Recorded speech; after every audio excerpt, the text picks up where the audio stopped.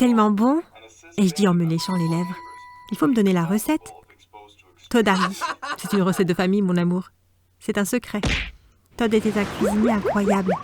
Il ne m'a jamais accepté dans la cuisine et je n'ai vraiment pas l'esprit. Être une testeuse de goût était tout aussi important que de mélanger le chaudron. Salut, je m'appelle Chérice. Aimez et abonnez-vous à notre chaîne. Si vous le faites, un jour vous aurez une personne spéciale qui pourra vous préparer des repas spéciaux, comme Todd l'a fait pour moi. J'ai rencontré Todd il y a environ 2 ans, quand j'ai appris que sa famille possédait un crématorium.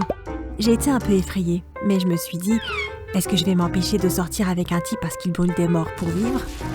La relation entre Todd et moi était parfaite jusqu'à ce jour où il a reçu un appel de son jeune frère Kendall pendant qu'on dînait. « Pardon ?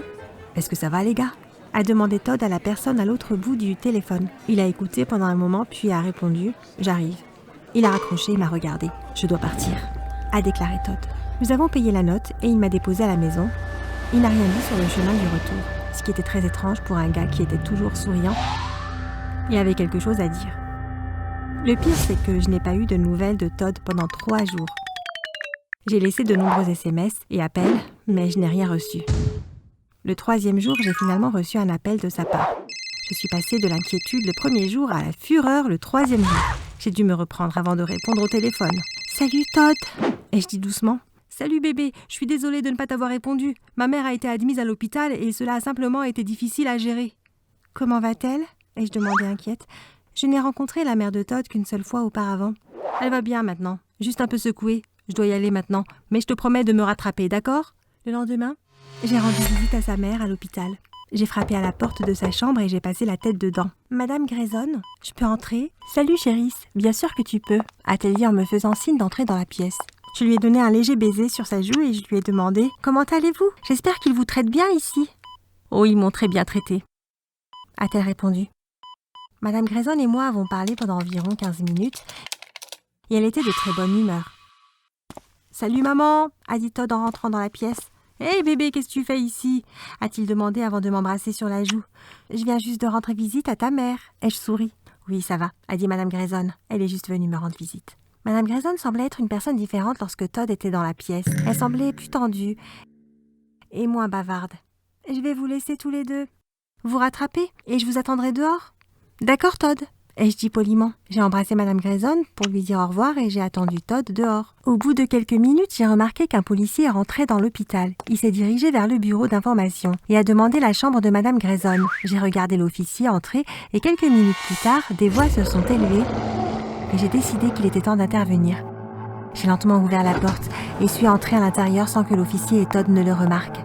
« Si vous voulez interroger ma mère, vous pouvez l'interroger avec moi dans la pièce », a dit Todd furieusement. « Monsieur, nous pouvons soit interroger votre mère ici, soit l'emmener au poste et l'interroger, » a dit sévèrement l'officier.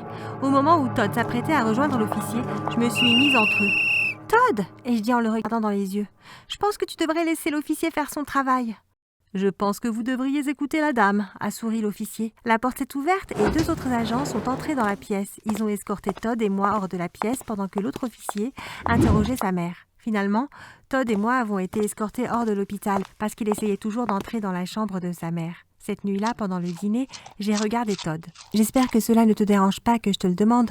Mais pourquoi les agents ont-ils essayé d'interroger ta mère aujourd'hui ?» ai-je demandé avec hésitation. Todd a soupiré lourdement. « Ma mère a eu un petit problème avec son petit ami, Curtis, mais il est parti avant que j'arrive ce soir-là. Quand je suis arrivée chez ma mère, Kendall était introuvable aussi. » Il a poursuivi en disant que sa mère avait fait de nombreux rapports à la police sur le comportement de Curtis à son égard, mais que tout n'avait pas été enquêté. Il a évoqué à quel point il était frustré que sa mère ait dû se retrouver à l'hôpital pour qu'il la prenne au sérieux. Le lendemain, j'ai décidé de cuisiner pour Todd chez lui. Je pensais que ça aurait été génial de cuisiner pour lui, car il le faisait toujours pour moi. Et, bien, chez Todd, il y avait toute la nourriture et les meilleurs assaisonnements et épices. Quand j'avais presque fini, j'ai mis la table avec des bougies et des pétales de rose. Je suis retournée à la cuisine pour ajouter mes épices de finition au repas. J'ai ouvert un pot et je n'étais pas sûre de ce que c'était, car il n'y avait pas d'étiquette. Dès que j'allais goûter, j'ai entendu la voix de Todd derrière moi. « Bébé, qu'est-ce que tu fais ?» a-t-il demandé. J'ai sauté et j'ai failli laisser tomber le contenant. Todd l'attrapa, le couvrit et le remit dans le placard de la cuisine. « Tu m'as vraiment effrayée » ai-je dit en plaçant ma main sur mon cœur. « Qu'y a-t-il dans ce contenant » ai-je demandé. « Oh, c'est un nouveau shake protéiné que je teste pour un de mes amis. Pourquoi tu ne te laverais pas et ensuite nous pourrons dîner? Pendant le dîner, Todd voulait regarder les informations. Même si ce n'était pas romantique, j'ai décidé de le laisser glisser.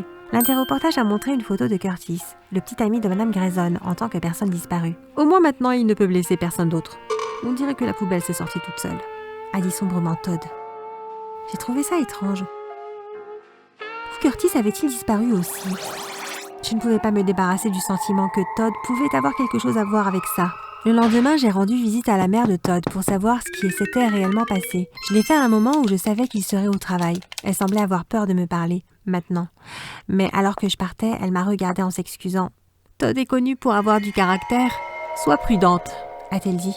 Normalement, avant de sortir avec quelqu'un, je fais une vérification des antécédents sur eux. Cependant, puisque j'ai rencontré Todd par le biais d'un ami commun et non d'un site de rencontre, je n'ai pas fait ma vérification de routine. Dès que je suis rentrée à la maison, j'ai cherché Todd Prescott sur Internet, mais je n'ai rien trouvé. J'ai décidé de regarder sous Elizabeth Grayson le nom de sa mère. Une photo de sa mère est apparue avec une photo de lui et de son frère à ses côtés quand ils étaient petits, Elliot et Kendall Grayson.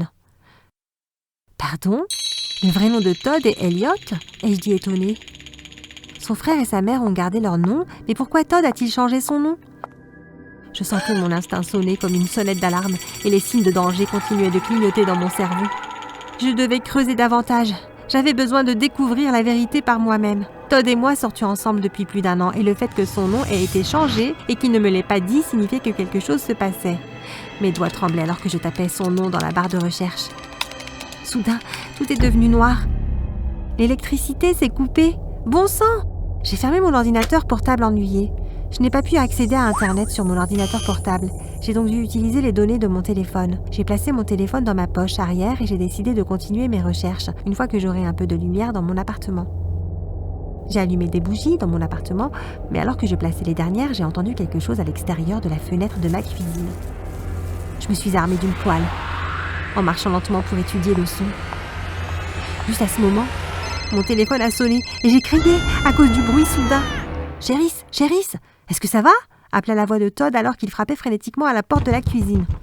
« Todd, mais que fait-il ici ?» J'ai aspiré profondément, plaqué un faux sourire sur mon visage et j'ai ouvert la porte. « Est-ce que ça va ?» demanda Todd avant de me donner un baiser sur le front. « Je vais bien, je me suis fait peur. » ai-je dit en me déplaçant sur le côté et en laissant Todd entrer. Il tenait à la main un panier de pique-nique. « On dirait que nous sommes en train de dîner aux chandelles, » gloussa-t-il, mais je restais silencieuse. Nous sommes allés au salon et nous nous sommes assis par terre et Todd a déposé la nourriture. J'ai commencé à avoir des nausées. J'avais besoin de la prochaine pièce du puzzle pour pouvoir tout comprendre. Je me sentais mal à l'aise en présence de Todd. Je me suis excusée et suis allée dans la salle de bain. Dès que j'ai verrouillé la porte de la salle de bain, j'ai sorti mon téléphone. J'ai été choquée quand j'ai regardé mon téléphone et que l'appel manqué provenait de Kendall et non de Todd. J'ai supposé que c'était Todd parce qu'il était devant la porte de ma cuisine. J'ai appelé Kendall. « Hé, que se passe-t-il » ai-je chuchoté. « Est-ce que Todd est avec toi » a-t-il demandé. Mes yeux se sont ouverts. « Oui, ne mange rien de ce qu'il te propose. Tu dois sortir. Tu es en danger. » Il m'a dit de sortir le plus vite possible et de le rencontrer chez sa mère. Je ne savais pas ce qui se passait, mais j'ai accepté. Je me suis faufilée hors de la salle de bain et dans la cuisine, j'ai attrapé mes clés du crochet et j'ai couru de la porte de la cuisine à ma voiture qui était garée dans l'allée. J'ai paniqué en essayant d'ouvrir la portière de ma voiture. J'ai vu Todd courir vers la voiture et j'ai laissé tomber mon téléphone. J'ai sauté et suis partie. Quand je suis arrivée à la maison, j'ai frappé et Kendall l'a ouverte. « Qu'est-ce que ça va ?» a-t-il demandé. « Je vais bien. » « De quoi s'agit-il » ai-je demandé en entrant dans la maison. Kendall a dit qu'il les avait trouvés dans le crématorium. Il a brandi un sac de vêtements. Je l'ai regardé et j'ai demandé à qui appartenaient les vêtements. Il a poursuivi en disant que c'étaient les vêtements dans lesquels Curtis avait été vu pour la dernière fois. J'ai eu mal à l'estomac. Curtis avait disparu il y a quelques jours. J'ai dégluti. Todd a-t-il incinéré Curtis ? Laisse-moi te montrer quelque chose, a dit Kendall. Je l'ai suivi jusqu'à la cuisine et il m'a montré un pot. C'était le même pot que Todd avait. Il m'a demandé si je savais ce que c'était. « Que veux-tu dire ?» ai-je demandé.